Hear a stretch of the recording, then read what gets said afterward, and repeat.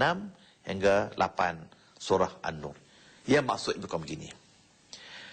Bagi suami-suami yang menuduh isteri mereka berlaku curang, tak kira sama ada dia menuduh isterinya berzina atau mengandung hubungan sulit dengan laki lain, sedangkan dia tidak punya saksi. Tidak punya saksi yang mengesahkan tuduhan itu. Tidak ada saksi yang boleh mengesahkan yang isteri dia benar-benar berlaku curang. Cuma sekadar tuduhan semata-mata. Maka sebab itu, untuk nak membuktikan tuduhan itu benar, maka Allah suruh dia bersumpah. Mana dia bersumpah?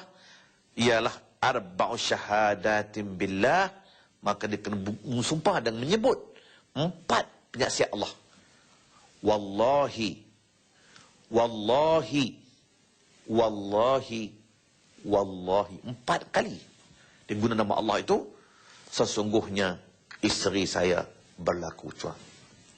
Itu Allah kata fasyahadatu ahadihim arba'u syahadatin billah innahu la minas sadiqin. Dia benar. Maka yang kelimanya pada katakan yang satu, wallahi isteri saya curang, wallahi isteri saya curang, wallahi isteri saya curang, wallahi isteri saya curang. 4 kali. Dan yang kelimanya wal khamisatu anna la'natullahi alaihi in kana minal kadzibin. Dan yang kelimanya ialah wallahi sesungguhnya isteri saya berlaku curang. Kalau sumpahan yang kelima itu dia tidak benar, hanya tuduhan semata-mata, maka Allah kata dia akan ditipu laknat daripada Allah Subhanahu wa taala. Sekarang suami sudah bersumpah. Bersumpah mengatakan dia yakin yang isteri dia berlaku curang ataupun menduakan suami. Baik. Itu pihak suami. Bagaimana si isteri yang kena tuduh? Si isteri yang kena tuduh, maka Allah kata wayad rawan hal azab, untuk nak mengelak diri daripada azab Allah, fitnah Allah, ialah antashhada. Dia juga kena bersumpah. Isteri juga kena bersumpah kalau betul dia tidak buat. Nak menafikan sumpah suaminya, iaitu arba'a syahadatin billah innahu laminal kadzibin. Artinya dia bersumpah, demi Allah saya tidak melakukan perkara yang terkutuk. 1. 2, demi Allah saya tidak melakukan perkara yang terkutuk. Demi Allah saya tidak melakukan perkara yang terkutuk. Demi Allah saya tidak melakukan. 4 kali kena ulang. Ataupun demi Allah saya tidak melakukan seperti apa yang dituduh oleh suami saya. Ulang 4 kali. Masuk yang kelima, wal khamisatu anna ghadaballahi 'alaiha in kana minas sadiqin.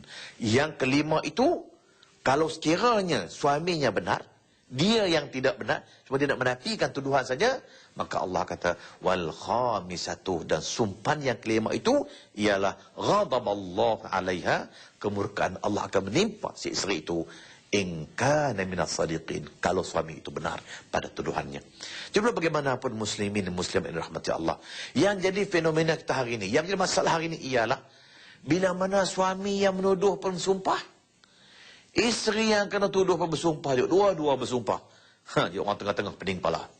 Berarti bila dua-dua bersumpah, mestilah ada seorang yang benar, seorang yang tidak benar.